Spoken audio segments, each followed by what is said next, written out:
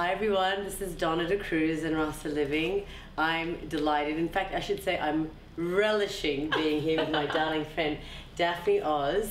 Thanks for being here, Daph. My pleasure. Really. Are you kidding?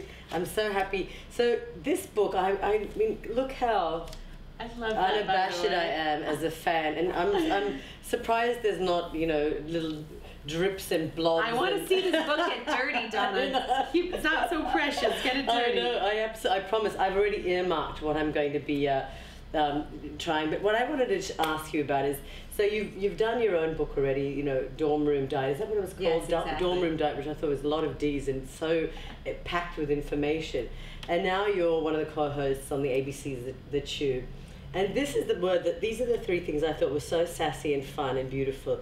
An adventure in food, in style, and everyday fun. So let's just touch on those three things, because you know I'm all about sensuality, spirituality, and style. So these three things I love. Yes, well, I think good things come in threes for sure. But you know, for me, the first word, it's an adventure. I mean, It was really, the reason I wrote this book was because I was looking for this information in my life. I wanted simple, easy ways that I could be, you know, doing little things differently that would have a huge effect overall. I didn't want a big life overhaul, and frankly, I think a lot of us are already doing a lot of things right. We just are looking for that one simple thing that's going to take us over the edge and make us happier and healthier, enjoy our lives more, fill our lives with fun. And for me, food, style, and fun were the sort of the three main things that I was looking to improve on in my life.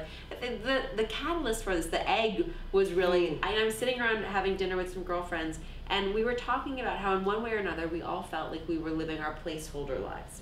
What is that? Tell us about that, because I hear that. Yeah, like a placeholder life for me means that I'm treading water. I'm biding my time.